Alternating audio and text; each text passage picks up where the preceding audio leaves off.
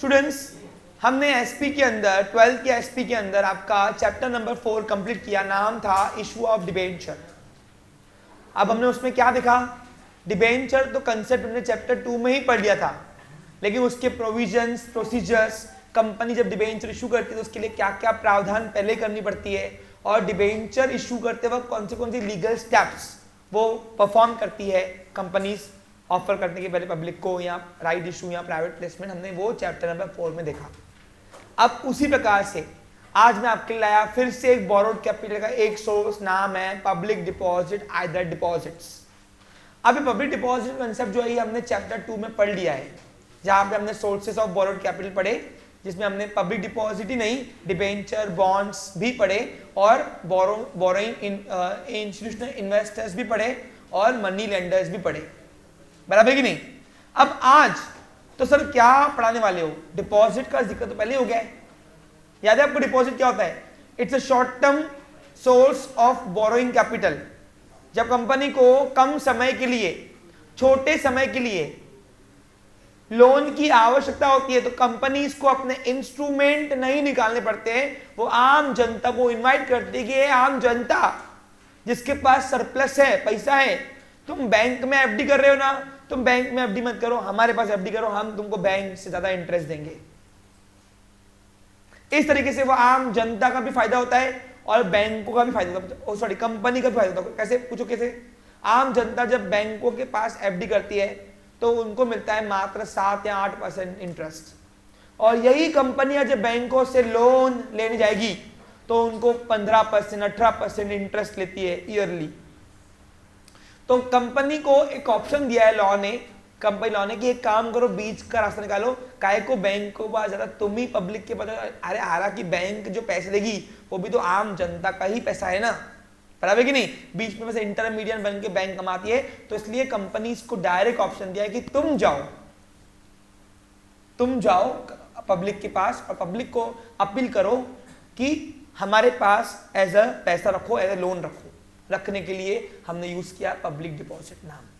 हालांकि कंपनी वो पैसा आपका तिजोरी में नहीं रखती, वो बिजनेस में एंगेज करके कमाती है, और कमाई का कुछ हिस्सा तुमको वो इंटरेस्ट के तौर पे, फिक्स इंटरेस्ट के तौर पे देती है। और इसका इंटरेस्ट जो है वो इशू करते वक्त, ऑफर करते वक्त ही, इनवाइट करते वक्त ही फिक्स किया जाता है। अब इसका एक ड्रॉबैक है, कंपनी को अगर पब्लिक डिपॉजिट के थ्रू आम जनता से लोन लेना है, क्या लेना है? लोन। तो इसका मिनिमम पीरियड जो है वो है 6 मंथ और मैक्सिमम है 36 मंथ, दैट इज 3 इयर्स। इससे ऊपर कंपनी ये सोर्स से लोन कलेक्ट नहीं कर सकती। हाँ, वही लोन फिर से नए सिरे से पुरानी अमाउंट को नए टर्म्स एंड कंडीशन से, नए ब्याज से हम दिखा सकते हैं, उसको बोलते हैं रिन्यूअल ऑफ डिपॉजिट। क्या बोलते हैं हम? लेकिन उसके लिए भी सबसे पहले कंपनी उस पब्लिक से, जिसने उस कॉमन पीपल से जिसने कंपनी के पास लोन रखा है, जिसको अपन बोलते हैं डिपॉजिटर, क्या बोलेंगे उसको? उनसे पहले कंसेंट लेती है, उसके लिए लेटर भेजती है कि ये लेटर भर के दोगे, फॉर्म भर के दोगे तो हम आपका यही पैसा नए फर्दर पीरियड के लिए नए सिरे से हम लगा सकते हैं। लेकिन 36 मंथ के ऊपर ये सोर्स से लोन नहीं ले सकते हैं आम जनता से, और इसी को बोलते हैं पब्लिक डिपॉजिट आइदर डिपॉजिट्स। अब सर ये इंस्ट्रूमेंट है? नहीं, ये इंस्ट्रूमेंट नहीं है। डिबेंचर इंस्ट्रूमेंट है, बॉन्ड इंस्ट्रूमेंट है, लेकिन ये इंस्ट्रूमेंट नहीं है। यानी क्या? इसके लिए बाकायदा आपको सर्टिफिकेट नहीं मिलता, सिर्फ एक रिसिप्ट मिलती है। क्या मिलती है? रिसिप्ट। उसको बोलते हैं डिपॉजिट रिसिप्ट। यानी कंपनी जब लोन लेती है इस सोर्स से, किससे? डिपॉजिट के थ्रू, तो कंपनी इसके एक्सचेंज में आपको कोई सर्टिफिकेट नहीं देती है, वो सिर्फ आपको एक रिसिप्ट देती है। Got it? क्लियर समझ आपको? तो जिस तरीके से बैंक में आप एफडी करते हो आपको रिसिप्ट मिलती है, एविडेंस रिसिप्ट, वैसे ही आपको यहां पे भी एक रिसिप्ट मिलती है, उसको बोलते हैं डिपॉजिट रिसिप्ट। समझा आपको? क्लियर? तो ये इंस्ट्रूमेंट नहीं है। अच्छा, एक मजे की बात क्या है, कंपनी जब डिपॉजिट के थ्रू यानी इस सोर्स के थ्रू आम जनता से लोन लेना चाहिए, क्यों जाती है? समझा आपको? आम जनता के पास, भाई फॉर एग्जाम्पल बैंकों से कंपनी जा रही लोन लेने तो 15% ब्याज मांग रही बैंक, और यही आम जनता बैंकों के पास रख रही तो 7-8% मिल रहा बैंकों से, तो एक काम करो 10-12% में हमको दे दो इंटरेस्ट रेट लोन। आम जनता को बोला कि 10-12% से हमको दे दो, बीच का माध्यम निकाल दिया अपन ने। यानी थोड़ा आपका फायदा, थोड़ा हमारा फायदा। तो आम जनता सोचती है कि बैंकों के पास रखने में वैसे भी एफडी करने में 7% मिल रहा, इससे कंपनी के पास रखते पैसे, लेकिन ये अनसिक्योर्ड है। क्या ये? हाँ, तो यहाँ पे क्रेडिट रेटिंग देख के लगाना है। अब सर फिर लोन लेने के कभी भी हम लोन दे सकते हैं? नहीं, कंपनी इसके लिए भी इनवाइट करती है, और इनवाइट करने के लिए इसका जो प्रोस्पेक्टर है वो दो है, एडवर्टाइजमेंट और सर्कुलर। यानी कंपनी अगर एग्जिस्टिंग मालकों को बोलती है लोन तुम ही दे दो, जान दो हम पब्लिक के बगैर हो जाए, तो कंपनी अपनी वेबसाइट में सर्कुलर जारी करेगी। सुनिए, और अगर बोलो क्या, अगर कंपनी को आम जनता के पास से लोन लेना है, आम जनता कॉमन पीपल को जानती भी नहीं वो, तो कंपनी एड निकालेगी। किसमें? तो एटलीस्ट 2 पेपर में, एक लीडिंग इंग्लिश न्यूज़पेपर और एक कॉमन मदर टंग जो लोकल रीजन लैंग्वेज चलती है उसमें। जैसे एग्जाम्पल महाराष्ट्र में अगर लोन लेना चाहती है तो यहाँ पे मराठी चलती है, तो मराठी और इंग्लिश न्यूज़पेपर लीडिंग वाले, ऐसे आलू चालू नहीं, लोकल नहीं। और ये क्यों करनी पड़ता है? ये एज अ प्रोस्पेक्टर काम करता है, इन्विटेशन डॉक्यूमेंट काम करता है, और ये कंपनी अपने मन मुताबिक नहीं कर रही है, प्रावधान है, प्रोविजंस में है लिखा हुआ, इसलिए। क्लियर पिक्चर समझा आपको अच्छे से? तो अब सर इस चैप्टर में पढ़ना क्या है वो बताओ, मुद्दे की बात करो। तो इस चैप्टर में हमें पढ़ना है provision procedure of public deposit. यानी क्या कि जब एक कंपनी आम जनता से या एग्जिस्टिंग मालकों से लोन लेना चाहेगी, क्या चाहेगी? लेना चाहेगी, तो उसके लिए पहले उनको कौन कौन से काम करने पड़ेंगे, और वो काम जब वो लोन लेगी तो उस वक्त भी कौन कौन से काम करने पड़ेंगे स्टेप बाय स्टेप, उसको बोलते हैं प्रोविजन एंड प्रोसीजर। प्रोविजन यानी बिफोर स्टेप्स, और प्रोसीजर यानी ड्यूरिंग द स्टेप्स। समझा आपको क्लियर? अब वैसे तो इस क्वेश्चन में सिर्फ 3 क्वेश्चन थे। कितने थे सर? हमको तो 2 ही दिए नोट्स में। आपको नोट्स दिख रहा है बच्चा लोग? आप बोलोगे सर हमको तो 2 ही मिले हैं, राइट? तो मैं आपको बता देना चाहता हूं कि एक क्वेश्चन मैंने स्किप किया है। सर क्यों? एक क्वेश्चन सेम था। सर कैसे? प्रोसीजर 2 थी, एक तो पब्लिक इशू की, पब्लिक को इनवाइट करने के लिए, इशू नहीं इनवाइट करने के लिए, और दूसरा एग्जिस्टिंग मालक को इनवाइट करने के लिए। और दोनों के स्टेप्स में प्रोसीजर यानी क्या, जो काम स्टेप बाय स्टेप होता, दोनों के स्टेप में सिर्फ एक ही डिफरेंस था, एडवर्टाइजमेंट और सर्कुलर, बस ये नाम, बाकी सब स्टेप सेम थी। आपको समझ में आ रहा? क्लियर? तो इसलिए क्या किया मैंने कंबाइन कर दिया है ताकि आपका डेटा भी कम दिखे, क्योंकि एक टीचर का काम होता है कम डेटा दे, कंप्रेस करके दे, कितना पढ़ेगा स्टूडेंट। तो इसलिए टेक्निकली आपको मैंने जो प्रोसीजर वाला क्वेश्चन बनाया हुआ है ना, हेलो बच्चा लोग सुनो, वो बनाया इस तरीके से कि वो अगर आया पब्लिक इनवाइट करना है तो भी चल जाएगा, एग्जिस्टिंग मालक को इनवाइट करना है लोन के लिए तो भी उसको, हाँ तो भी, अरे बोलो क्या, तो भी वही क्वेश्चन आपके लिए एप्लीकेबल हो जाएगा। आप अगर नोटिस करोगे तो क्वेश्चन में ऑप्शन दिया हुआ है, ऑब्लिक के देखो। क्लियर? इससे क्या होगा, आपका एक क्वेश्चन का मेहनत बच गया। मेरे ख्याल से यहां पे सभी बच्चे यहां बैठे जो है उनको समझ रहा होगा मैं किस चीज की बात कर रहा हूं। Okay clear? अभी हम आगे बढ़े, चलिए तो शुरू करते हैं। पहले हम पढ़ते हैं प्रोसीजर और पहले पढ़ेंगे प्रोविजन। क्या पढ़ेंगे? अब सर ये इंट्रोडक्शन पढ़ाओगे? यस बिल्कुल पढ़ाऊंगा, लेकिन ये मैंने पढ़ाया हुआ है वही है, यहाँ पे कॉपी पेस्ट किया हुआ है। अरे पब्लिक डिपॉजिट हमने इंट्रोडक्शन कहाँ पढ़ा हुआ है? चैप्टर नंबर 2 में, बस वही यहाँ पे कॉपी पेस्ट किया हुआ है। तो पहले खत्म कर, चलो कोई बात नहीं, खत्म करते एक बार फिर से आपको रिमाइंडर। ओके अच्छा सर इसकी फेस वैल्यू होती है? नो, कोई फेस नहीं आती है। आप कितना भी अमाउंट यहाँ पे अप्लाई कर सकते हो। Okay clear? तो यहाँ भी अप्लाई करना पड़ता है? नो, डायरेक्ट देना पड़ता है। आपको थैंक्स ऑफ डिपॉजिट का एक लेटर आता है बस, कि हम आपके बहुत आभारी है। कंपनी बोलती है हम आपके बहुत आभारी है कि आपने हमारे ऐसे सोर्स में पैसा लगाया है जो अनसिक्योर्ड है, जिसके लिए हमने कोई एसेट गिरवी नहीं रखी है। और फिर उनको आश्वासन देने के लिए बता दें कि हम लोग इस सेक्टर में लीडिंग कर रहे हैं, लीड मतलब टॉप पे है, डोंट वरी, आपका पैसा कहीं जाने वाला नहीं है। Okay clear? शॉर्ट टर्म है क्या है? तो जल्दी इतने जल्दी पीरियड में कंपनी कोई डूबती नहीं है। देखो मैंने क्या बोला, कंपनी एक विशाल जहाज है, उसको डूबने में टाइम लगता, श्रिंक होने में टाइम लगता। वैसे ही सुन लीजिए, यहाँ पे ध्यान दो, इतनी जल्दी नहीं रुकती, इसलिए कंपनी अनसिक्योर लॉ, देखो लॉ हमेशा कोई भी प्रोविजन जस्टिस के लिए बनता है, क्या बनता है? तो यहाँ पे उस कंपनी को लॉ को पता है कि ये 36 महीने के अंदर तो कंपनी बंद होने, अगर आज भी शुरू हुई तो भी उसको कम से कम साल, 5 साल 6 साल लग जाते हैं उसको, तो इतने पीरियड में तो कंपनी बंद नहीं होनी है, डूबना नहीं है। उसके बावजूद भी अनसिक्योर्ड मोड रखा, लेकिन उसके लिए प्रोविजन की हुई है, वो पढ़ेंगे ना हम, तो आपको समझेगा कि लॉ हमारे को कितना प्रोटेक्ट करता है। पूछो क्यों? कोई भी सोर्स के अंदर कॉमन पीपल का इंटरेस्ट ना निकले, दिलचस्पी ना निकले, ये सोर्सेस फल फूलते रहे, ताकि कंपनी के पास पैसा है और कंपनियां फल फूल के अपना बिजनेस करे, इसीलिए लॉ हमेशा प्रोटेक्ट करता है प्रोविजंस, प्रोसीजर देके कंपनी को। समझा आपको क्लियर? कॉमन पीपल को प्रोटेक्ट करता है। अच्छा, जो पर्सन पब्लिक डिपॉजिट के अंदर इन्वेस्ट करते हैं उसको डिपॉजिटर होल्डर नहीं बोलते, उसको ओनली डिपॉजिटर बोलते हैं। क्या बोलते हैं हम? क्योंकि ये इंस्ट्रूमेंट नहीं है, जो इंस्ट्रूमेंट होल्ड करे वो होल्डर। शेयर क्या है? इंस्ट्रूमेंट, होल्डर रहता है। बॉन्ड क्या है? होल्डर है, इंस्ट्रूमेंट है तो होल्डर कहलाता है, बॉन्ड होल्डर। डिबेंचर क्या है? इंस्ट्रूमेंट, तो डिबेंचर होल्डर कहलाता है। लेकिन डिपॉजिट जो है वो इंस्ट्रूमेंट, ये एविडेंस देता है रिसिप्ट ओनली आपको, तो इसलिए ये कहलाता है ओनली डिपॉजिटर, डिपॉजिट होल्डर नहीं कहलाता है। Okay clear? समझा? पक्का? अच्छे से? कोई डाउट नहीं? तो पढ़ते हैं व्हाट इज डिपॉजिट्स और फिर पढ़ते हैं provision and procedure.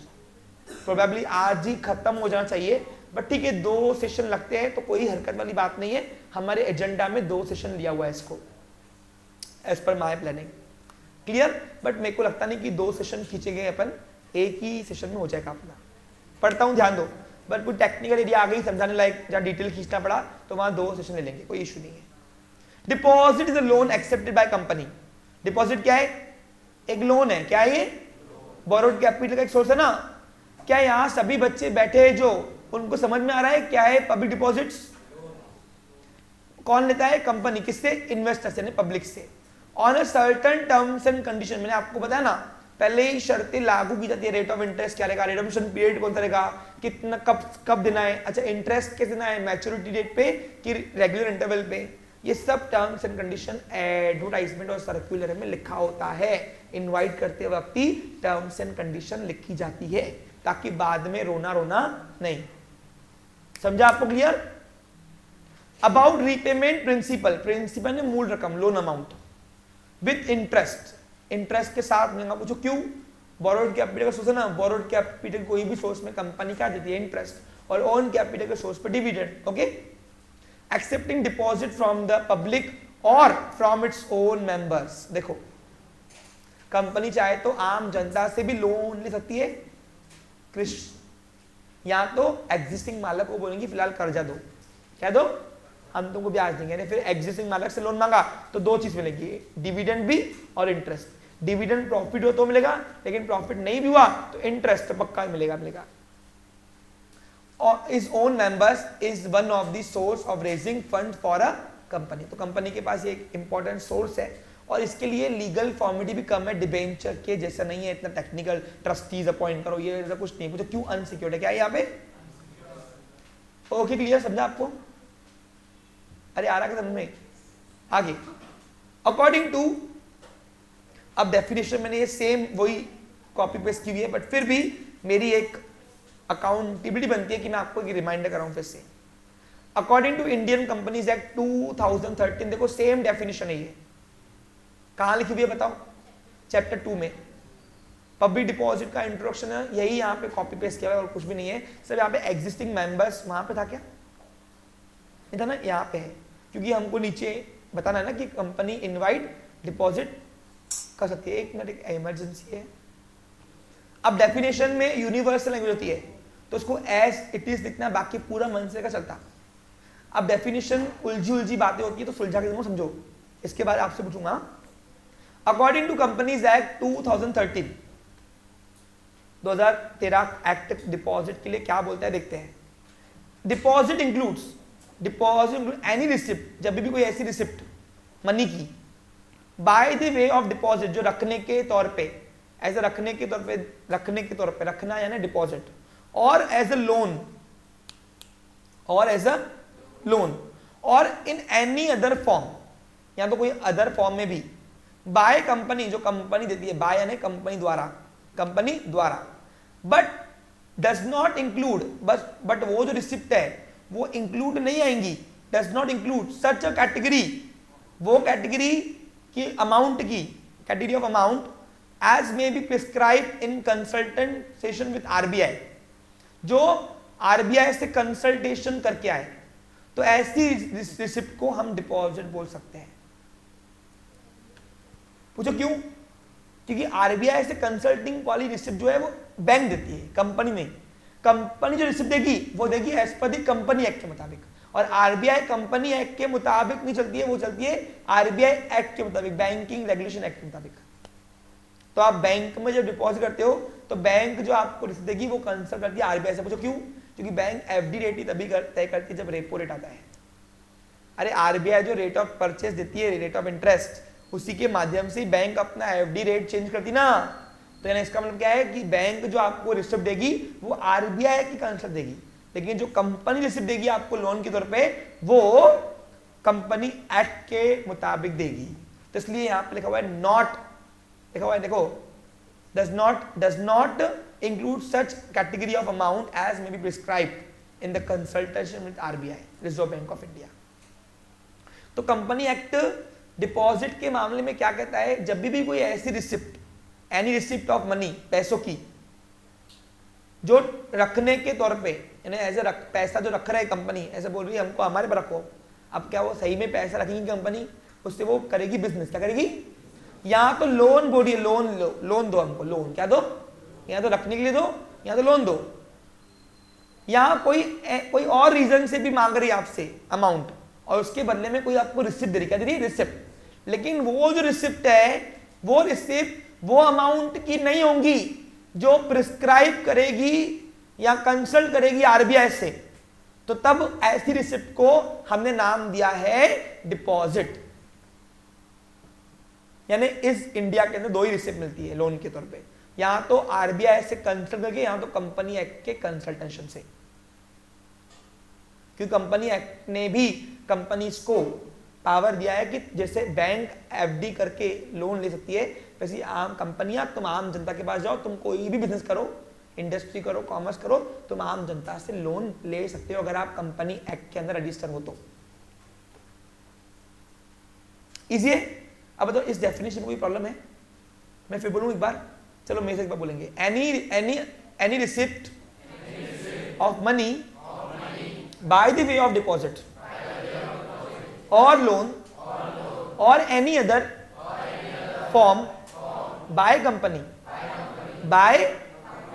but does not include such category of amount as may be prescribed in consultation with RBI बस of India। इसी है? यानी लोन की रिसिप्ट आपको बैंक भी देती है जब आपसे लोन लेती है डिपॉजिट करके, और कंपनी भी देती है जब आपसे लोन लेती है एज ए डिपॉजिट करके ही। लेकिन ये रिसिप्ट जो है ये आरबीआई के अंडर में नहीं आती है, ये आती है कंपनी एक्ट के अंडर में। तो ऐसी रिसिप्ट को हम बोलेंगे डिपॉजिट रिसिप्ट या डिपॉजिट। Clear picture? आगे बढ़ू। डिबेंचर एक इंस्ट्रूमेंट है, ये एक रिसिप्ट है। आगे अब ये तो इंट्रोडक्शन पार्ट हो गया। अब हम पढ़ रहे हैं terms and condition of accepting deposits, यानी क्या? प्रोविजंस। इन इसका मतलब कि कंपनी को जब भी लोन चाहिए होता है डिपॉजिट के थ्रू आम जनता से या मेंबर से, तो उसके पहले उनको ये सब बातों का ध्यान रखना पड़ता है। ये सब बातें अगर फुलफिल नहीं करेगी एक भी, तो कंपनी लायबल नहीं है इस सोर्स के माध्यम से लोन लेने के लिए, आम जनता से हो या फिर एग्जिस्टिंग मालक से क्यों ना हो। एग्जिस्टिंग मालक होता है शेयर होल्डर, कौन है? समझा आपको? क्लियर? पक्का? तो ये क्या पढ़ रहे हैं हम? Before steps. क्या कर रहे हैं हम? यानी कंपनी लोन लेने के पहले ये सब बातों को फुलफिल करेगी। इसमें अगर एक भी बात फुलफिल नहीं हुई तो कंपनी हकदार नहीं है लोन लेने के लिए, किससे? आम जनता से। Got it? क्लियर? क्या पढ़ रहे? क्वेश्चन समझ में आया? प्रोविजन, टर्म्स एंड कंडीशन जो कंपनी को फुलफिल करनी है। पहला, पीरियड ऑफ डिपॉजिट्स। अब बताओ, कंपनी सबसे पहले डिपॉजिट के थ्रू लोन लेने के पहले क्या देखेंगी कि लॉ ने हमको अलाउ कितना किया है। तो बताओ उसका मिनिमम पीरियड कितना है और मैक्सिमम? बस वही है। Company can accept deposit for a minimum period of 6 month and maximum period of 36 month. दूसरा आता है अमाउंट ऑफ डिपॉजिट, यह सबसे मेन है, सबसे मेन ये। अब सर मतलब क्या, कितना लोन पब्लिक से ले सकते भाई वो, तो अलग अलग कंपनीज के लिए अलग अलग कैटेगरी बनाई है। पढ़ू समझा के तो एग्जांपल के साथ। देखो मैं लाइफ में एक चीज एक ही में पढ़ाऊंगा आपकी क्लास में, एक क्लास में, लेकिन जब मैं अपने फुल एफर्ट देता हूं तो आपका भी काम है फुल कंसंट्रेशन यहां पे सुनो। आपको नहीं आता आप डबल पूछो, ट्रिपल पूछो, 10 बार पूछो, बताने को रेडी हूं, लेकिन एक बार मैं आगे बढ़ गया, आपने हाँ बोल दिया, तो अब मैं आपसे पूछने के लिए ऑब्लिगेट जाऊंगा, तब मुझे आपका आंसर चाहिए। समझा क्लियर? चलो अब देखते हैं कितनी अमाउंट कौन सी कंपनियां लोन के तौर पे आम जनता से या मेंबर से ले सकती है एज अ डिपॉजिट के थ्रू। कैसे? एज अ यानी ये सोर्स के through. The amount of deposit is determined as per the types of companies as follows. पहला प्राइवेट कंपनी। अब प्राइवेट कंपनी के मामले में क्या कहता है देख लीजिए, ये आपको ऑब्जेक्टिव में आएगा, एमसीक्यू में। A private company can accept deposit from its member और directors not more than 100% of the average aggregate of paid up share capital or free reserve and साथ में चाहिए और नहीं दिया है, एंड दिया है। समझा कुछ नहीं? सुनो, aggregate of 100%, सबसे पहले क्या दिया है, डिपॉजिट फ्रॉम इट्स मेंबर और डायरेक्टर। यानी प्राइवेट कंपनी को शायद से पब्लिक से इनवाइट करना अलाउड नहीं है, ऐसा कोई लिखा हुआ तो नहीं है, तो इसलिए मैंने शायद से बोल दिया। आ रहा कुछ समझ में आपको? अरे आ रहा क्या? यानी ये अपने मेंबर से ले सकती है प्राइवेट कंपनी, या डायरेक्टर से, पब्लिक से नहीं ले सकती है। और कितना अमाउंट लोन के तौर पे ले सकती है प्राइवेट कंपनियां, तो सुन लीजिए, 100% of aggregate of paid up share capital. पूछो क्यों? प्राइवेट कंपनी इसको 100% छूट दिया, बताएगा 100% पेड अप। सुनो क्यों? देखो इधर 100% यानी कितना? सुनो, अगर जैसे एग्जाम्पल अभी सपोज अभी तक की कंपनी के अंदर सपोज लक्ष्य ने और हर्ष ने और केतन ने, तीनों ने मिलकर एक कंपनी खोली, प्राइवेट कंपनी, और साथ में देव भी आ गया। अब चारों का आज की तारीख में एक 2020 में शुरू की थी, लेकिन आज 2023 है। 2023 में इनके पास शेयर कैपिटल, अब शेयर कैपिटल कैसे बढ़ता है? नेट प्रॉफिट से, याद है आपको?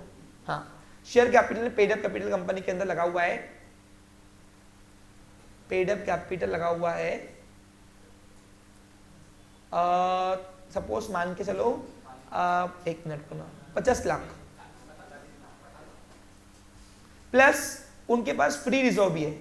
फ्री रिजर्व क्या होता है? अनयूज प्रॉफिट, जो कोई पर्पस के लिए नहीं है, जो पड़ा है क्या है हमारे पास, यानी in short retained profit, accumulated profit. अरे retained profit, general reserve, free reserve यानी जिसका कोई पर्पस नहीं है। रिजर्व बहुत टाइप होते हैं, जैसे रिडेम्पशन फंड भी होता है, रिजर्व है, लेकिन वो पर्पसफुली फंड है, तो वो यहाँ पे यूज नहीं होता है। फ्री रिजर्व किसको बोलेंगे?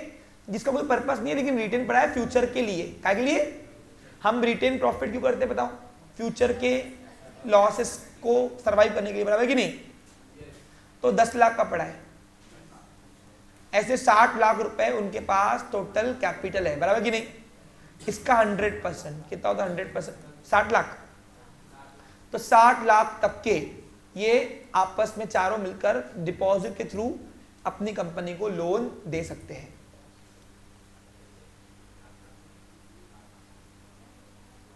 समझा? 100% of paid up plus free reserve मिलाकर।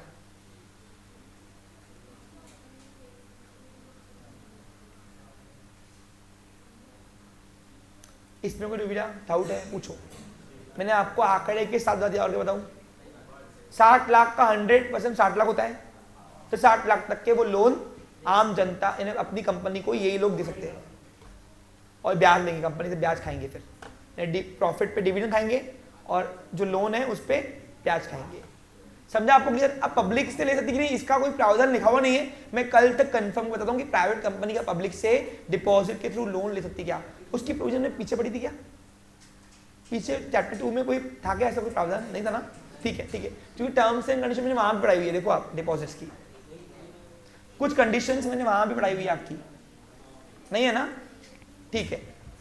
बट यहाँ पे देखो इसने स्पेसिफाइड नहीं किया है, एक बार मैं टेक्स्ट बुक पढ़ूंगा उसमें अगर पब्लिक से ले सकती है कि नहीं वो भी मालूम पड़ गया तो देख लेंगे, क्लियर? हाँ तो देख लो ना, उसको बोलो देख लो टेक्स्ट बुक में कुछ प्रोविजन है क्या प्राइवेट कंपनी के लिए।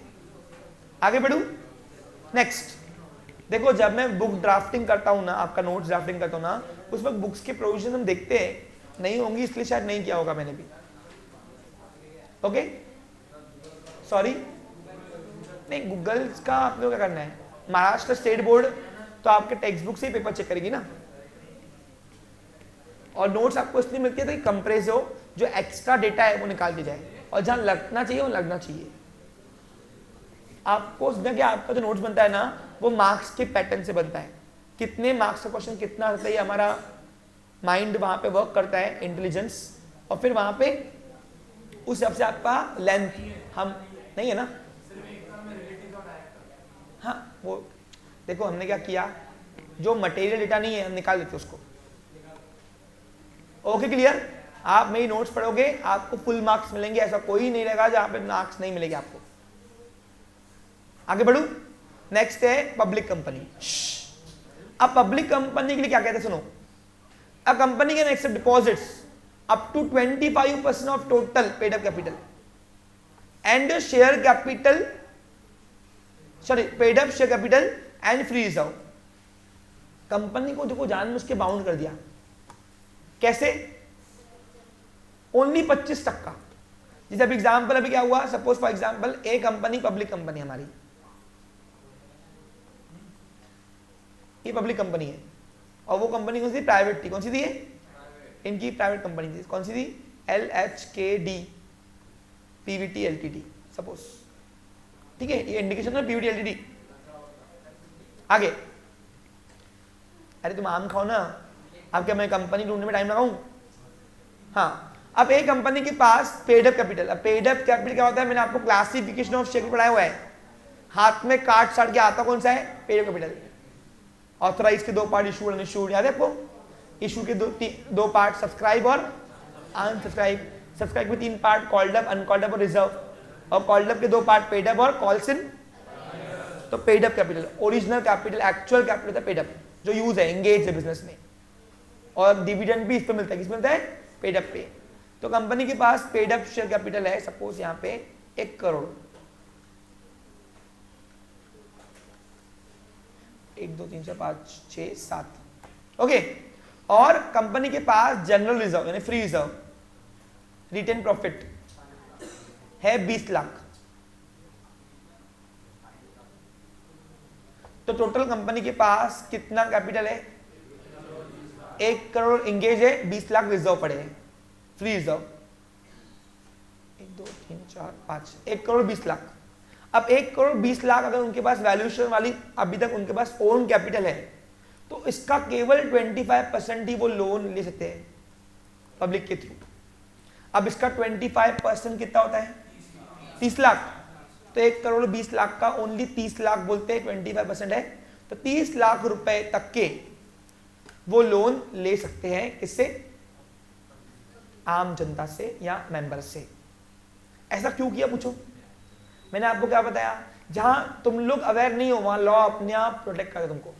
कंपनी यहाँ पे लॉ यहाँ देख रहा है कि कंपनी रिडम्पशन करने के लिए कैपेबल है कि नहीं, इसलिए उसने यहाँ बाउंड कर दिया परसेंटेज में कि अगर 1 करोड़ 20 लाख का ओन कैपिटल है तो 30 लाख तक के बोरोड कैपिटल चलता है, क्योंकि डेब्ट इक्विटी रेशियो 2:1 चलता है, यानी 2 हिस्से आपके अगर, तो 1 हिस्से तक आप कर्जा लो, आपका दुकान सर्वाइव कर लेगा, उससे ऊपर चलता नहीं। अरे आ रहा क्या, तो ये तो 25% ही हो गया, 50% तक अलाउड होता है। बोरोड कैपिटल ओन कैपिटल से 50% तक आप इस दुकान के अंदर आप सर्वाइव कर लोगे इजीली। उससे ऊपर लिया तो आपके लिए खाता कि रिडम्पशन करने के लिए वांदे जाते, वांदे, फिर इंसॉल्वेंसी या वाइंडिंग अप की जाती है। तो इसलिए लॉ हमेशा जस्टिस के काम करता है। पता है लॉ को कि अनसिक्योर्ड है, क्या है, ऐसे अगर कंपनी को छूट दे दिया तो ये तो तबाही कर देंगी। 1 करोड़ 20 लाख रुपए खुद का कैपिटल लो, 2 करोड़ का लोन और फाड़ी हो जाओ, है ना। अब गवर्नमेंट भी क्या करेगी, उनकी प्राइवेट एसिड बेचेंगी ना। अब प्राइवेट से है ही 1 करोड़ 20 लाख की, अरे आ रहा कुछ तुमको समझ में।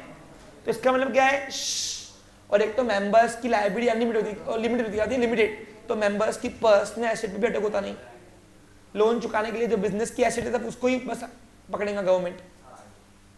समझ में आ रहा आपको क्लियर। इसलिए 25%, क्या बोला आगे। अब गवर्नमेंट कंपनी के लिए क्या है, गवर्नमेंट कंपनी अगर डिपॉजिट के थ्रू लोन लेना चाहेगी पब्लिक से या एग्जिस्टिंग मेंबर्स से, तो 35% बोला है उसने पेड अप कैपिटल और फ्री रिजर्व का। अरे आ रहा है समझ में आपको क्लियर। इस एग्जाम्पल हिंदुस्तान पेट्रोलियम, ये गवर्नमेंट कंपनी है HP। अब हिंदुस्तान यूनिलीवर कंपनी अगर लोन लेना चाहेगी डिपॉजिट के थ्रू, तो अपने पेड अप कैपिटल और फ्री रिजर्व का 35% तक के ले सकती है। ये आपको मैच द पेयर में आएगा। कहाँ आएगा, private company 35% of the capital, और नहीं ऐसे पब्लिक कंपनी 25% लिख के आना उसके, ऐसे ऑप्शन देंगे आपको, यानी मैच द पेयर में ही आता है, पूछते हैं जनरली इस पे। आपको समझा क्या, यानी एक या 2 ही आएगा, तीनों नहीं आएंगे। तीनों में से कोई भी एक भी देता है उसमें ऑप्शन, लेकिन तीनों ऑप्शन वो तीनों को देगा। जैसे आप देखो 5 आते हैं आपको एक साइड में, लेकिन दूसरी साइड में आपको 8 आते हैं, तो उसमें ऑप्शन आपको 3 से देखा, जानबूझ से आप कंफ्यूज हो जाओ। तो इसलिए क्या आप उसी को आपने सुनो, प्राइवेट कंपनी में 100% चलता, पब्लिक कंपनी में 25% फ्री रिजर्व कैपिटल का, और पब्लिक के गवर्नमेंट कंपनी के लिए 35। अब गवर्नमेंट कंपनी को क्यों बढ़ा के दिया, गवर्नमेंट कहाँ भागी जा रही है।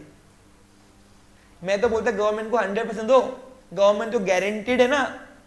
अरे सरकार कहाँ जाएगी भैया, पार्टियां चीजों की सरकार तो जब तक देश है चलेगा डेमोक्रेटिक कंट्रीज में। आपको समझा क्लियर। बट ठीक है, फिर भी उन्होंने ऑब्लिगेट किया है 35% तक। पूछो क्यों, ये ऑब्लिगेशन इसलिए क्या होगा कि एग्जिस्टिंग पार्टी कर्जा कर जाएंगी, फिर दूसरी पार्टी आएंगी, वो बोलेंगी मैं कर्जा ही फेंट रहा हूं तो मैं चलाऊंगा सरकार, इसलिए कुछ तो छोड़ो।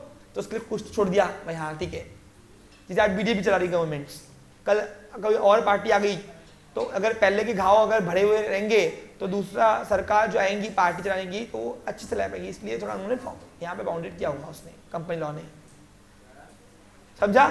अब ये अलग बात है कि तुम नहीं चाहते हो कि और सरकार आए, नहीं मैं भी चाहता नहीं, मैं खुश हूँ अपनी लाइफ में, कोई भी रहे। चलो ओके क्लियर, आगे बढ़ूं। अब तीसरा प्रावधान है एडवर्टाइजमेंट एंड सर्कुलर। मैंने आपको अभी बताया था कि कंपनी जब पब्लिक को इन्वाइट करेगी तो वो निकालेगी एड, लेकिन कंपनी को अगर अपने मेंबर से ही लोन लेना है इस सोर्स से, कौन से, डिपॉजिट के थ्रू, तो कंपनी निकालेगी सर्कुलर। क्या निकालेगी, तो ये दोनों के लिए मैंने यहां पे और करके लिख दिया है। अब 2 प्रोविजन में अलग अलग करूंगा क्या, क्योंकि एट टाइम कंपनी एक ही निकालेगी ना, यहाँ तो पब्लिक से लेंगी, यहाँ तो अलग से लेगी, बराबर कि नहीं। तो यहाँ पे और क्या हुआ, क्या है और क्यों है, ये नहीं तो ये एंड हो जाता, एंड इसके साथ ये भी, एंड और में फर्क क्या है, यहाँ तो ये यहाँ तो ये, और एंड रहा तो दोनों सही है। यहाँ पे और है, if a company invite deposit from its member it issue a circular. Member से मालिक लेगी तो वेबसाइट में सिर्फ नोटिस जारी करेंगे, company wants loan from existing members, circular जारी करेगी, circular. But if it invites deposit from public, company has issue an advertisement. Ad must be publish in 1 leading English newspaper and 1 general newspaper. मैंने आपको बताया ना, 2 paper में at least आपको इश्तिहार देना पड़ेगा, एक लीडिंग इंग्लिश न्यूज़पेपर और दूसरा रीजनल लैंग्वेज जो रहेगी। जैसे ऑल ओवर इंडिया रहेंगी तो English newspaper times of India देगी कंपनी, लेकिन अलग अलग रीजन के लिए अलग लैंग्वेज, जैसे MP में हिंदी में देगी, महाराष्ट्र में मराठी में देगी, गुजरात में गुजराती में देगी, लोकल रीजनल लैंग्वेज में। ओके क्लियर, समझा आपको क्लियर। हालांकि मैं तो बोलता हूं इसके अगेंस्ट होना चाहिए। हम लोग इंग्लिश को ज्यादा प्रायोरिटी देते क्यों है?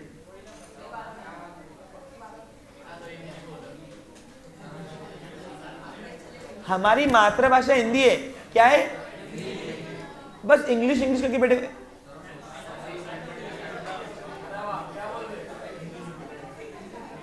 एक इंडिया ही ऐसा है जहां पे हम लोग अपनी भाषा में एजुकेशन देते हुए दूसरे अंग्रेजों की भाषा में दे रहे हैं। आप देखो चाइना में आपको एजुकेशन के लिए चाइनीज लैंग्वेज पहले 1 साल सिखाते हैं, आपको पता है? आपको लिटरली बुरा ना, आपको जापान में जापानी सीखनी पड़ती है। आपको मैं बता दूं, सुन लीजिए, जब भी आप कोई कोर्स आप विदेश जाओगे ना सीखने तो वहां पे आपको इंग्लिश में नहीं सिखाएगा, उनकी जो लैंग्वेज है उसमें सिखाएगा आपको। और उसके लिए 1 साल पहले आपको ट्रेनिंग मिलती है उसकी, पहले वो सीखो, फिर जाके हमारे एरिया में आए हो तो लैंग्वेज सीखो हमारी कंट्री की। अब हमारे यहीं पे इंग्लिश इंग्लिश करते बैठे।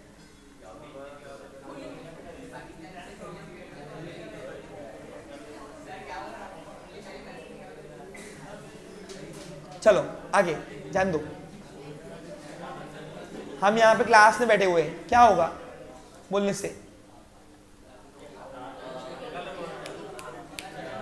Advertisement inviting deposit is a prospect. क्या काम कर रहा है वो? एज अ प्रोस्पेक्टर काम कर रहा है वो। Is a prospector, hence it must be filled with ROC. तो आरओसी को सबमिट करना पड़ेगा। ओके, क्यों पूछो क्यों? सब कुछ कंडीशंस ट्रांसपेरेंसी रखनी पड़ती है, फाइनेंशियल स्टेटमेंट्स वगैरह सब ऐड के डालनी पड़ती है। तो वो सही है कि नहीं, फिक्टिशियस तो नहीं है, कहीं फ्रॉड करके तो लोन ले रहे हो कंपनियां, तो वो दिखा के क्या दिखा रहे हो वो दिखाओ पहले, आरओसी बोलता है मेरे को, और फिर बाकी प्रिंट आउट ले दो। The advertisement must be issued in the name of board of directors of the company. तो यहाँ पे जो ऐड है ना वो कंपनी के नाम नहीं, बोर्ड ऑफ डायरेक्टर्स के नाम से वो इनवाइट कर रहे हैं। क्यों? जिम्मा उनका है ये पेमेंट करने का। एडमिनिस्ट्रेटर कौन है? Board of directors. It must be contain various information such as name of company, date of incorporation, details of directors, name of deposit trustees, name of deposit trustee etcetera. Secured निकाला तो ऐसे तो unsecured होता है। नीचे deposit trustee कुछ role दिया है क्या यहाँ पे? है क्या? तो वहां पे लिखा हुआ है ऑप्शनल स्टेप होगी वो। If the company secured, deposit secured. Procedure में डिपॉजिट ट्रस्टीज का क्या रोल है देखो तो एक बार पढ़ो ना, प्रोसीजर पढ़ो, प्रोसीजर उसकी वो वाला पॉइंट बस, वो वाला पॉइंट। ए बाकी शांत बैठो। ट्रस्टीज आया ना यहाँ पे, क्यों नीड है? अनसिक्योर्ड ना, तो कंपनी चाहे तो मे भी हो सकता है कि डिपॉजिट वो सिक्योर्ड भी निकाले, लेकिन देखते फिर भी हाँ ये लिखा हुआ नहीं क्या है, सिक्योर अनसिक्योर्ड ऑप्शन दिया है ना गवर्नमेंट ने, बस रहने दो। अगर कंपनी सिक्योर डिपॉजिट निकाल रही है, देखो एक बात कहूँ क्या, प्रैक्टिकल लाइफ में सिक्योर होता ही नहीं। पूछो क्यों? शॉर्ट टर्म लोन है, कौन इतना हेल्प करेगा? सोचने वाली बात है कि नहीं? मोस्टली अनसिक्योर्ड है। क्या होता है? अनसिक्योर्ड। लेकिन अगर सिक्योर डिपॉजिट निकाली है, अब सिक्योर डिपॉजिट किसको मिलेगी? जितना अमाउंट लोन ले रही है उसके लिए उतनी एसेट गिरवी रखे, किसके पास? ट्रस्टीज के पास, तो उसको बोलेंगे सिक्योर डिपॉजिट। बोलेंगे उसको हम। लेकिन आज की तारीख में मैक्सिमम कंपनियां जो है वो अनसिक्योर्ड ही निकालती है। Clear picture? शॉर्ट टर्म में इतना हेल्प पार्टी करना पड़ता नहीं है। डिबेंचर क्यों करती है सिक्योर्ड? क्योंकि लॉन्ग टर्म है, 10-10 साल 12-12 साल लोन चलता है। यहाँ पे मैक्सिमम लोन की तरह ओनली 36 महीना, इसके ऊपर वो लोन ले सकती है इसमें नहीं, इसलिए। ओके आगे। हाँ अब यहाँ पे बता रहा है advertisement must be sign by majority of directors and valid for 6 month. याद रखना ये 6 महीने तक के वैलिड होगा, 6 महीने के अंदर आप लोन ले सकते हो उसके अंदर। समझा? क्लियर आपको? पक्का? कोई डाउट नहीं इसमें? आगे सिक्योर्ड और अनसिक्योर्ड डिपॉजिट्स। यस, अभी तो पढ़ा था अनसिक्योर्ड है, लेकिन लॉ में, नए लॉ में प्रावधान किया हुआ है कि कंपनी चाहे तो सिक्योर डिपॉजिट भी निकाल सकती है, लेकिन निकालती नहीं है। निकालती नहीं है, आज की तारीख में तो कोई निकालता नहीं है। पूछो क्यों? शॉर्ट टर्म में आप तुम बताओ, बैंक के पास एफडी करते हो तो बैंक कौन सा एसेट गिरवी रखती? सही कि नहीं? आगे, a company can accept secure और unsecure deposit which should be clearly mentioned। हाँ, कौन सा निकाल रही है डिपॉजिट, सिक्योर्ड कि अनसिक्योर्ड? वो पहले ही मेंशन होना चाहिए। इधर आ, इधर ना, इधर आ।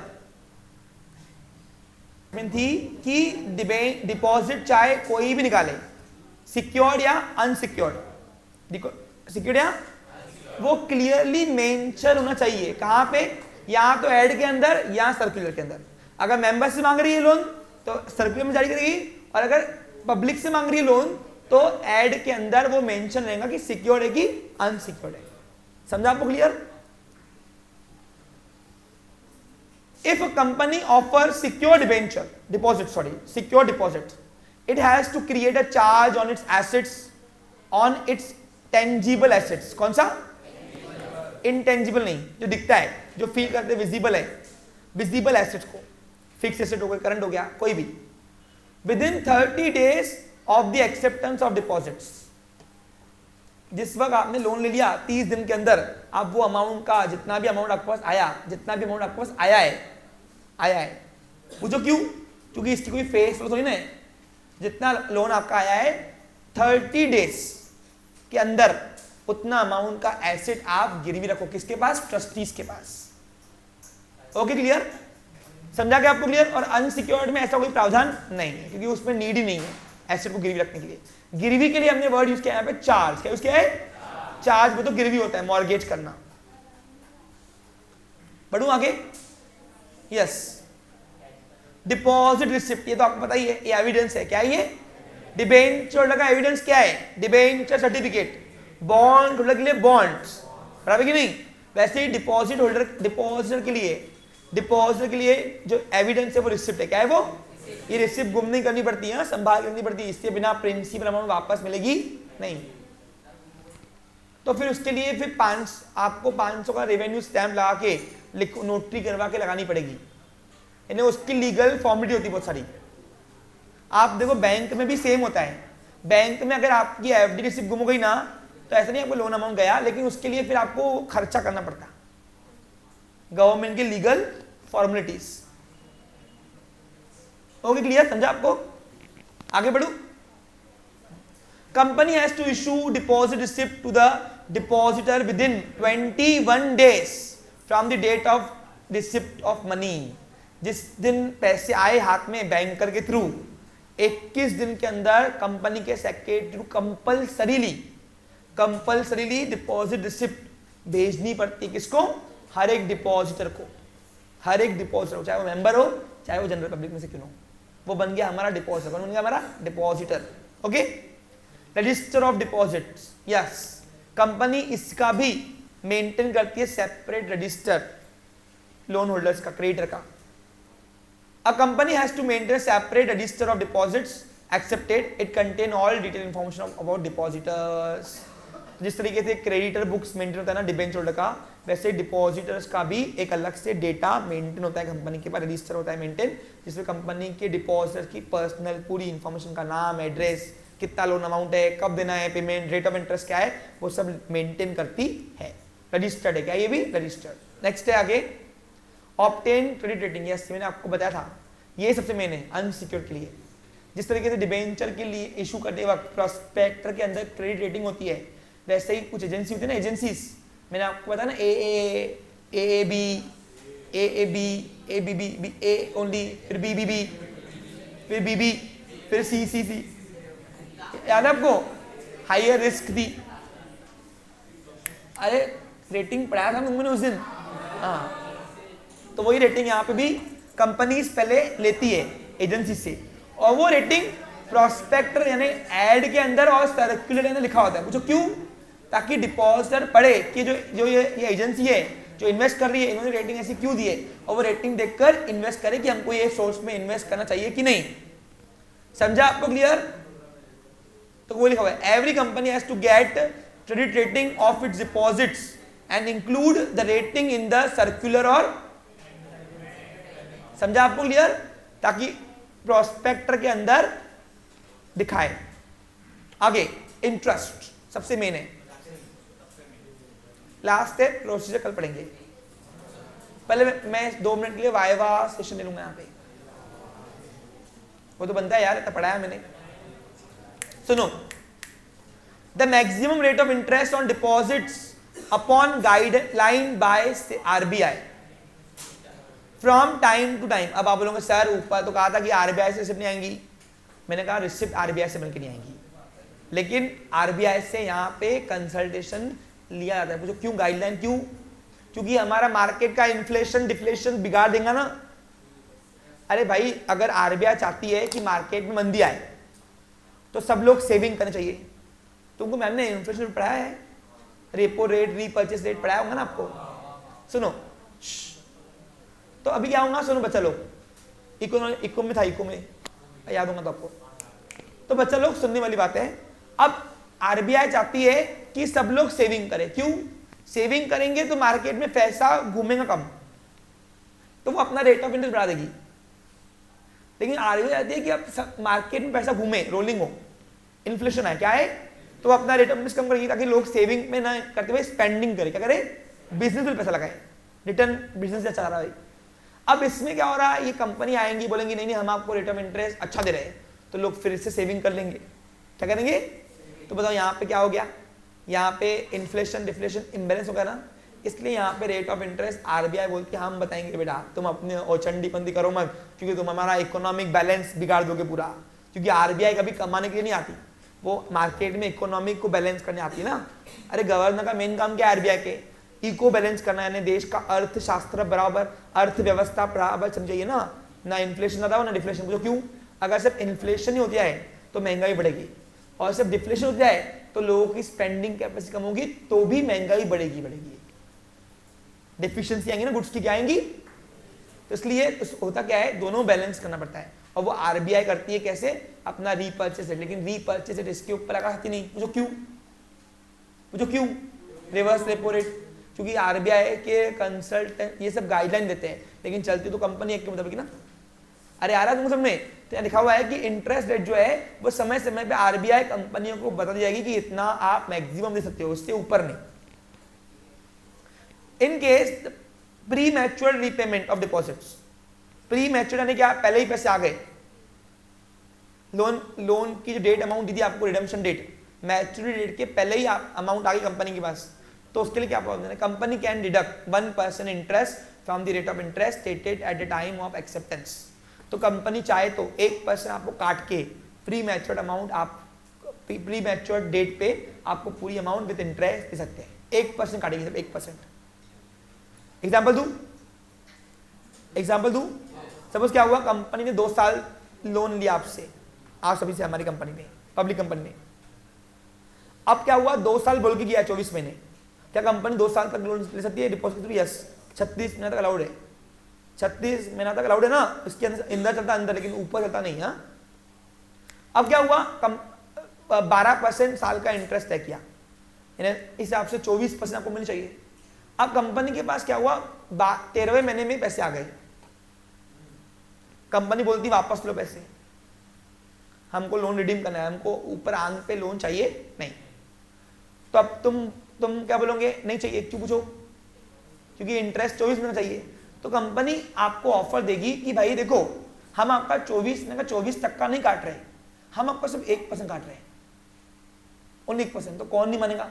अब 13वें महीने में अगर तुमको 23% पैसे मिल रहा, 23% ब्याज मिल रहा, तो कौन लेगा नहीं? इसलिए कंपनी को लॉ ने बाउंड किया हुआ है कि अगर कंपनी चाहे तो प्री मैच्योर्ड पेमेंट कर सकती है, लेकिन कंपनी को सिर्फ हक है 1% काटने का ब्याज, उससे पहले, उससे ज्यादा नहीं। अरे यार क्या 24% न मिलते, तुमको 23% मिल जाएंगे 13 महीने के सिर्फ। क्यों? तुमने मुंह कितना मारा था? 2 साल। अब 12वें महीने में आए या 2 महीने पैसे आए, तुमको 23% कम से कम देना पड़ेगा। समझा आपको क्लियर?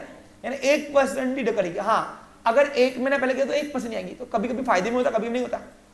इन शॉर्ट कंपनी चाहे तो 23 महीने में अगर वो निकाल देगी तो 23% देना उसको पड़ता है। तो क्यों? मुद्दल में, क्या होगा? मुद्दल में, ना तुमको लॉस ना उसको लॉस। लेकिन कंपनी 23% से पहले पेमेंट कर रही है आपकी, बोल के 24 महीने बोला हुआ है, तो आपको पूरा रेट ऑफ इंटरेस्ट मिलेगा, सिर्फ 1% काट के ही मिलेगा। क्या ये गणित आपको समझा क्या पूरा पिक्चर? बस इतना ही है ना प्रोविजंस। चलो तो प्रोसीजर कल पढ़ेंगे। Have a nice day, take care. आपकी वाइवा लूंगा, बैठ जाइए।